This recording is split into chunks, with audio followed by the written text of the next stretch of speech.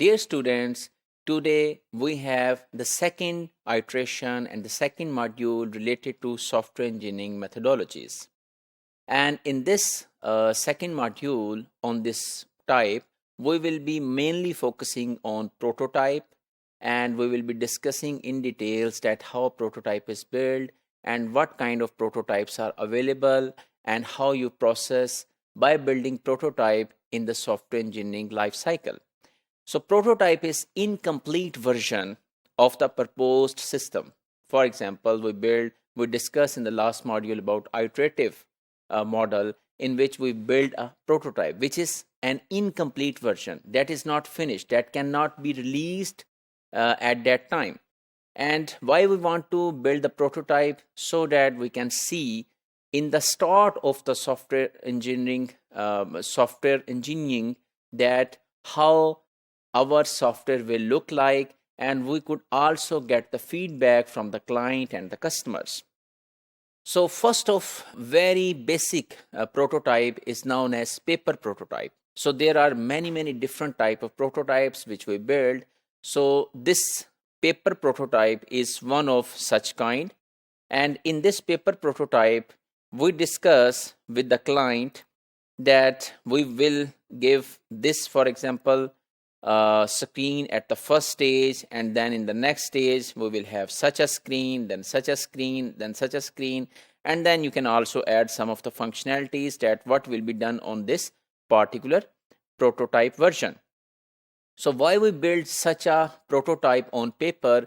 Because this gives us information, that an opportunity that we can get maximum feedback from the client.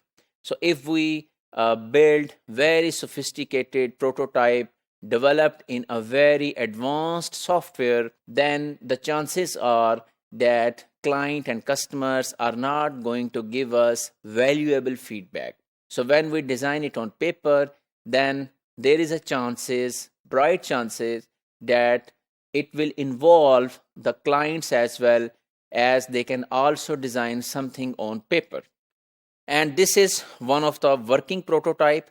So once the paper prototype is finalized, one of the prototype which we can build using some available tools is working prototype. So for example, they have actually designed the screenshots which you can see, and they have said that when you click over here, it will move to this direction. When you click over here, this will move to this direction, and these screens will be opened on different functionalities. So this will also give an early feedback on the software, rather than by completing all of the requirements and design and then implementation and then testing, and then the user is giving you the feedback. So it is better that first prepare an incomplete version and get the feedback from the user. So next is the evolutionary prototyping. In the case of incremental model, as initial prototypes evolve into the complete final system. So this process is known as evolutionary prototype. And then there is another thing associated with prototype known as throwaway prototypes. So in a more iterative situation, when we have an incomplete prototype of whole system, and then we are refining that system, so the previous prototypes may be discarded in favor of fresh implementation of the final design. This approach is known as throwaway prototypes. Then there is another concept, rapid prototyping.